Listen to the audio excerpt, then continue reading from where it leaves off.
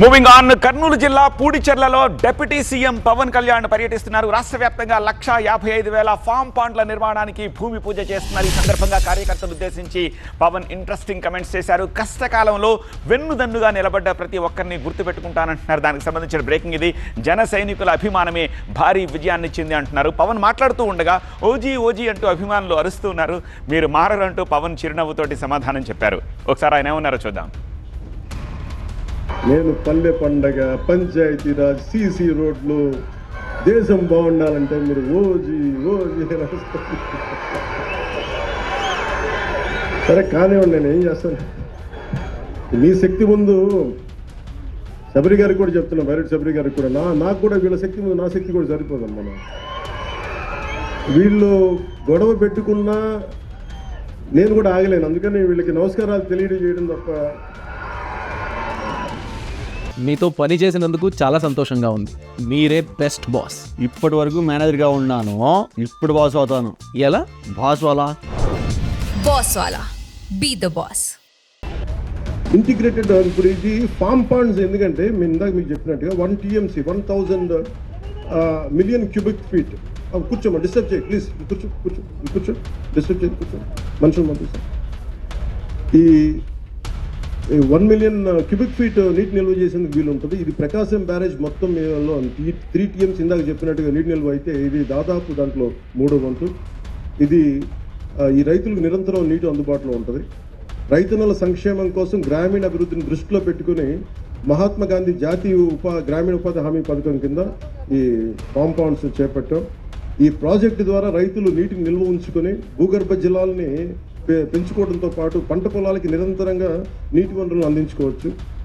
అంటే దీనికి మీరు చూస్తే అనంతపూర్లో ఒక మంచి ప్రైవేట్ ఇనిషియేటివ్ ప్రైవేట్ వ్యక్తులు చాలామంది చేశారు. టింబక్టు ఇనిషియేటివ్ అని. ఉదాహరణకి మీరు ఇజ్రాయెల్ పోతే ఇజ్రాయెల్ నేల ఇంతకంటే ఇంకా అసలు ఎండిపోయి ఉంటుంది, ఇంత పచ్చదనం కూడా ఉండదు. అలాంటి చోట రివర్ జోర్డాన్ ఒక్క నది ఉంటే ప్రపంచానికే నదులు లేని, ఎక్కువ జీవనదులు లేని ఒకే ఒక జీవనది ఉన్న ఆ ఇజ్రాయెల్ దేశం ప్రపంచానికే డ్రిప్ ఇరిగేషన్ టెక్నాలజీ ఇచ్చింది.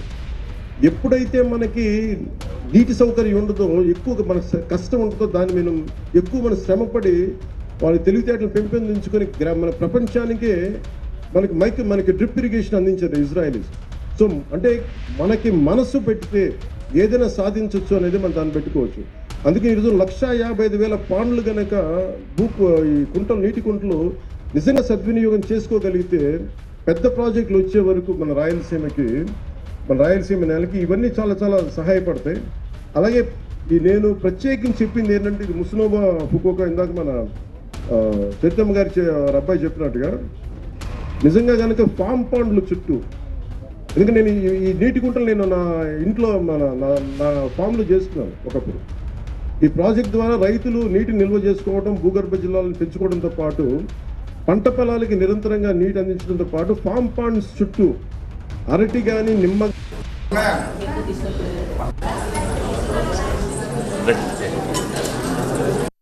ఆదాయం ఉంటుంది. అదే నీటిలో కూడా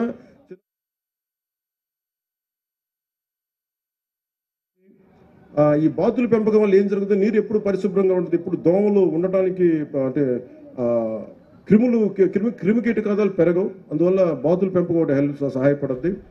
వ్యవసాయానికి ఇది మరింత ఉపయోగపరంగా ఉంటుంది. ఈ నీటి నాణ్యత మెరుగుపరచడంతో పాటు నీటి వనరుల నిర్వహణ కూడా సమర్థవంతంగా మార్చి వ్యవసాయ అభివృద్ధికి దోహదపడుతుంది. అలాగే దీంతో పాటు మేము 3 రకాల, మీకు కలెక్టర్ గారు కానీ డిస్ట్రిక్ట్ అడ్మినిస్ట్రేషన్ గారు ప్రతి రైతాంగానికి ఇస్తారు.